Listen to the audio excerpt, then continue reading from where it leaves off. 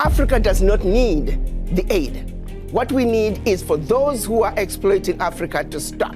Now imagine the country taking inventory of all their minerals and benefiting from their natural resources like the rest of the countries in the Western world. That is what African leaders need to look at. I think this is a wake-up call for the African leaders. We still have leaders who believe you can't make it unless you're working with white people. Today, we're talking with Ambassador Arikana Chihombori Quao, a medical doctor and former permanent representative of the African Union to the United States. Ambassador, it is terrific to have you with me in stage here in studio. Let me just ask you, if I look through the USAID programs, some of which have been cut off, in Congo, there's an aid group, Action Against Hunger. This is they're treating tens of thousands of malnourished children. In Ethiopia, food assistance stopped for more than 1 million people, as we've seen these AID cuts go into force, really across the board with very, very few waivers. How is Africa feeling this moment? Do you see this as a story of tragedy, or is there something else that we need to be looking at? I think there's something else we need to be looking at. There is need for readjustments. There is need for realignment. We need to understand the real reason why USAID is in Africa. And not just USAID, but other NGOs. Their sole purpose was to act as if they're coming to rescue Africa. When you look at it on paper, it all looks really good, but they're actually wolf in sheep's clothing. They are using that open access sounding humanitarian to constantly destabilize governments. I can tell you right now, the majority of African leaders, and not just African leaders, but leaders in the developing world, are celebrating the exit of USAID. I was listening to a program, I believe it was CNN, and I was jumping up and down. It was a government official from Hungary. He was echoing the same sentiments. He said they are happy USAID is leaving Hungary because they are always supporting opposition. Their form of government advocacy is supporting whoever can keep the government in a turmoil. The average USAID worker may not realize it, but quite a few of them are also operatives who are underground, and their major agenda is to destabilize governments, destabilize countries. Show me one country that USAID was in and education improved.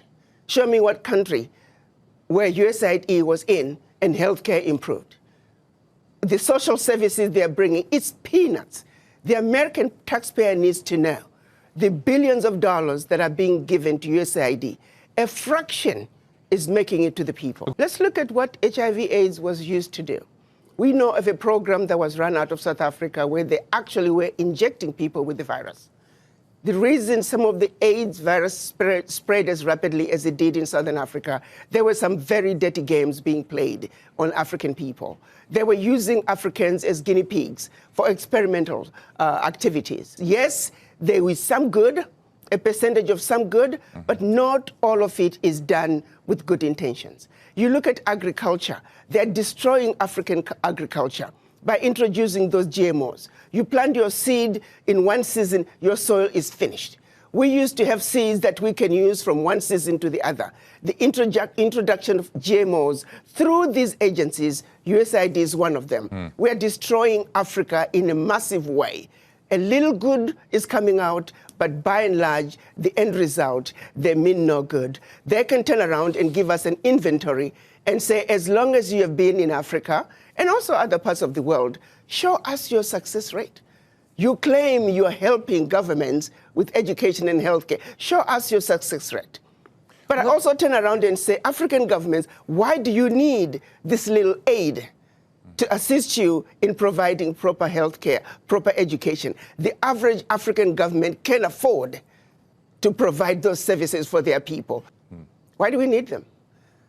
Africa has been the provider. If you look at Europe, Europe cannot survive without Africa.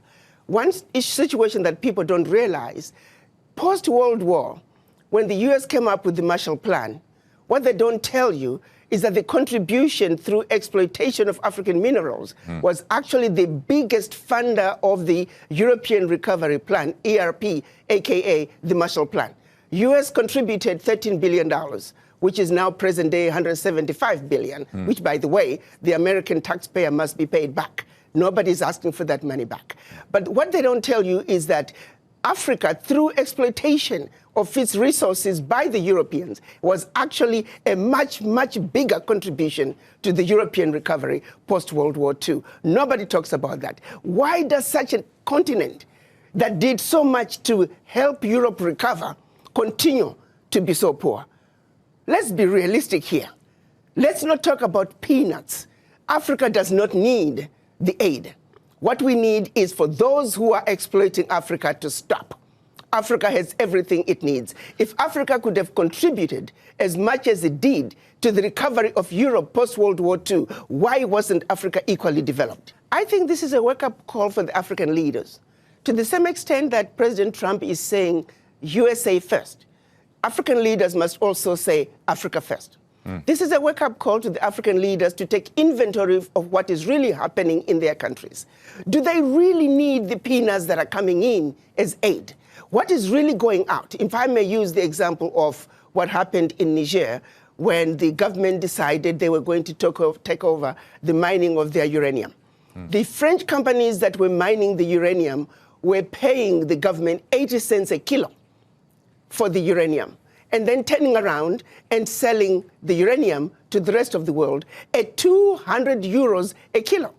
So that one move from the Nigerian government to say we are now going to take ownership of our own uranium, they went from realizing about $1 billion in uranium resources to over 300 billion a year. Do you realize what I'm talking about? No amount of NGO could bring that kind of money. And this is only one mineral. Now imagine the country taking inventory of all their minerals and benefiting from their natural resources like the rest of the countries in the Western world. That is what African leaders need to look at. Let me tell you, we need to look at what's happening in Burkina Faso, Niger, and Mali.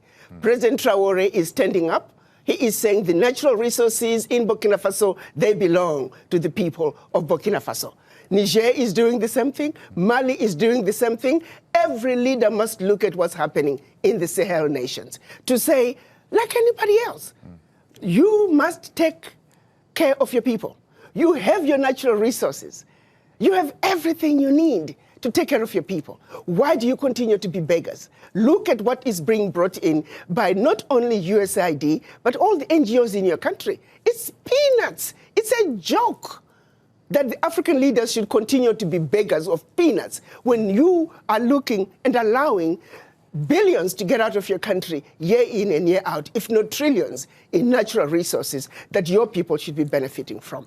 It is a wake-up call for African leaders to wake up and say, President Trump is saying, US first, America first. You too must say, your country first, because you have everything it takes. It is a joke. It is embarrassing to see I have not seen any African leader cry over USAID living. I can tell you for a fact, the average African leader privately is celebrating the exit of USAID because they know what is really going on. To be honest with you, why should African leaders care? Why should Trump care about Africa? He shouldn't care about Africa, to the same extent that the African leaders really shouldn't care about a relationship either. If the relationship can be worked out, that's wonderful. But if President Trump is saying, I have a mandate from my own people to take care of my people, and I'm doing what I need to do to take care of my people, African leaders need to take that same position. You see, it takes two to tango. If President Trump does not want a relationship with Africa, Africans shouldn't be begging for it. Are you with me? I'm hoping that this will translate into African leaders looking from within, because they don't really need to keep looking outside. They have what it takes. It's a wake-up call, just like what happened during COVID. It was a wake-up call for African leaders to realize that you must begin to look within Africa to take care of yourself. When the chips were down, the world walked away from Africa during COVID. So that's a reality. No supplies were coming to Africa. Africans were not manufacturing anything, and African leaders were forced to look from within. This, I'm hoping, is another wake-up call where African leaders also begin to realize we must look from within. But let me underscore this. the average African leader and majority of leaders of developing world, I can tell you, they are celebrating the exit of USAID, and we hope that there will be exits of many other NGOs that are carrying out nefarious activities in Africa and anywhere else in the developing world in order to further the agendas of their governments, which is to continuously destabilize, divide, and conquer.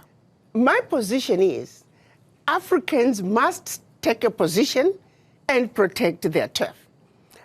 China wants to come and exploit Africa, they'll get away with it to the extent that Africans allow them. The United States wants to come and exploit Africa, they'll get away with it to the extent that the Africans will allow them. The question is, does Africa have an African position when they come to the negotiating table with the world? The answer right now is no. Africa must unite. Africa must speak with one voice, and Africa must go to the world stage with one voice, one agenda, one plan that the world will have to respond. But as long as Africa is going to the world as bitty little countries, as Togo, as Eswatini, as Guinea-Bissau, Africa is fighting a losing game. Africa must unite, and Africa must speak with one voice. That is the only way a strong, united Africa can take a rightful place on the world stage and be respected and stop the exploitation. Why is it so hard? I think it's a long history. If you go back to colonization, if you go back to the Christianity and how it was introduced, how we were trained to be subservient. In Africa, the rules of the game were the same.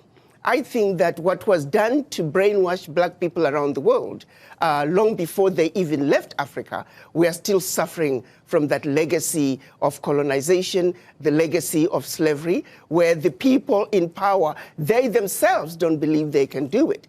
We still have leaders who believe you can't make it unless you're working with white people. We have individuals who think only something brought in by white people is what's likely to succeed. With that kind of mentality, it is a very difficult battle. Our battle to succeed, to unite as the African continent, it is a battle of the mind.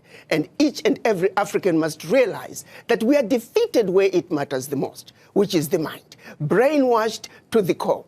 Brainwashed to not believe in ourselves and what we can do as individuals. Wherein lies the problem. I think what's happening in the United States through President Trump is going to make them realize that this is what you need to do. You're going to have to pull yourself up by the bootstraps. President Trump is saying, I have a mandate, America first. So you Africans, are you going to sit back and just wait and see the next move that President Trump is going to make? Or you're going to also say, I have a mandate from my people, and I'm going to do what I need to do. Take inventory of what you have in your country. Use it and use it wisely. No more begging. You don't need to have anybody filling the gaps in your educational system. You don't need anybody filling the gaps in your healthcare system. You don't need anybody creating initiatives in the most remote parts of your country because they claim that you, the government, cannot have access to that. How can somebody come from all the way from the United States, all the way from Britain, and access the most remote part of your country that you in your country cannot access? It is the most stupid thing. When you listen to the justifications and the explanations as to why they are there, it's a joke, and this needs to stop. No, those institutions were created after the Second World War. United Nations, it took 4 weeks to create the United Nations. Why? In order to help the recovery of Europe. The World Bank, the IMF, it took 3 weeks to create them after the Second World War in order to aid in the recovery of Europe from its own self-implosion and destruction. So no. These institutions were not created to benefit the developing world. To the contrary, they were built to steal from the developing world. Their success is based on the failures of the developing nations where they have been stealing from. So no. We must celebrate what President Trump is doing by exiting the United Nations, by exiting the World Health Organization. We need the U.S. to exit the World Trade Organization because they are doing nothing on the African end. They are giving a blind eye to blatant exploitations, unequal, uneven trade policies that are hurting Africa. You take, for example, cocoa. Majority of the cocoa coming out of of the world comes from West Africa. And yet it's only recently that African nations were allowed to add value to their cocoa. The World Trade Organizations, we may have a sister in charge. Right.